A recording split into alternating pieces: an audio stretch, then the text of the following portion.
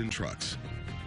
So Chris, it was hot today. Can we expect the same tomorrow? Yeah, so we can expect another day in the 90s, but we are anticipating a cold front tomorrow with also some isolated storm chances as we go into the evening hours. So like I said, cold front, and I put that in quotes because we're only going to go from the upper 90s and hundreds to just the lower 90s as we head into Tuesday and Wednesday. But as this cold front does come through, we are going to have the potential for some isolated evening storms and showers with it as it makes its way through the Concho Valley. Highs are going to be in the low 90s as we go from Tuesday to the rest of the week, and then we'll be warming up as we head towards the weekend with a sunny and dry midweek there as those temperatures start uprising in the upper 90s. But currently today, our high was 101, average high is 96, so we're definitely dealing with temperatures above average, but our record was set in 2018 when we were at 108. That was last year. We were sitting at 108 last year, so we're definitely dealing with some cooler temperatures this year as far as summer is concerned. Our low was 71 for last night. But looking at our situation for right now, we're seeing those temperatures in the 80s, clear skies with humidities at 39%. We're dealing with some very dry conditions today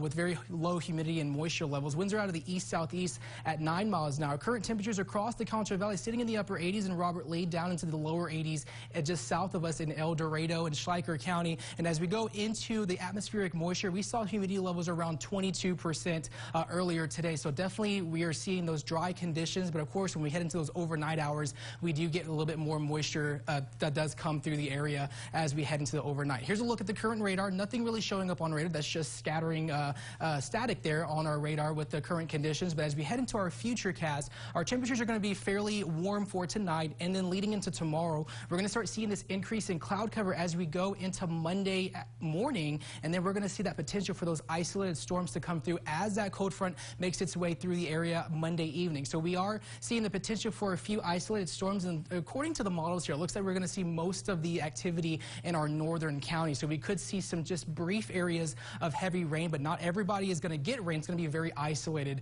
as that cold front does come through. We're not really going to feel the effects of it for tomorrow, but we are going to feel it for as we head into Tuesday and Wednesday with our highs in the low 90s with that increasing cloud cover. And looking at our highs for Tuesday, only getting up into the upper 80s. I'm going to go ahead and say we're going to reach the 90s, but this model is actually going a little bit cooler with our high on Tuesday. But the forecasted rainfall, like I mentioned, just very isolated, and not everybody's going to get rainfall, but it looks to me that we could range from the green areas about less than a half of an inch, and you'll see just brief areas of heavy rain just like near Ballinger there, with some areas receiving a half an inch to an inch and a half of rain with those isolated storms as they come through. But looking at our high temperatures for the next 3 days, expect our high tomorrow to be still fairly warm as we head into 3:30. Our average temps around 95, 96 degrees, and then as we head into Tuesday and Wednesday, our high is going to be 91, and Wednesday still in the low 90s at 92 as we head into midweek, and we're going to continue to see those temperatures in the low 90s as we go into the middle of the week there. But looking at the current situation, that front is actually across the U.S. They're currently making its way down south as we head into tomorrow. We're definitely dealing that trough off to the west that's fueling those thunderstorms in New Mexico and far west Texas, but that front will eventually make its way through the area. We'll see some scattered showers and isolated storms for tomorrow as we head into Monday evening into Tuesday morning, but then mostly clear and sunny conditions as we head from Wednesday lasting into the rest of the week. But their temperatures are going to be gradually getting up into the upper 90s as we head into Friday and Saturday there, with our temperatures just getting back to hot conditions as we go into next weekend. Tonight getting down to 74, clear skies, winds out of the south-southeast at 5 to 10 miles an hour, 97 for our high tomorrow. And then as that front comes through in the evening hours, we're going to see those isolated storms start popping up with a 30% chance of these storms with winds out of the south-southwest at 5 to 10 miles an hour. And then looking at the next 7 days, expect to see our situation just a little bit cooler temperatures in the low 90s as we head from Tuesday and Wednesday, mostly sunny and dry conditions. So we're still dealing with that dry environment. So any lightning with these storms could potentially set off some wildfires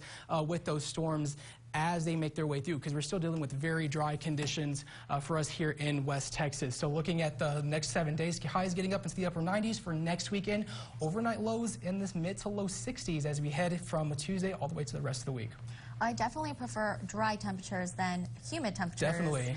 Well, thank you so much for that weather update, Chris.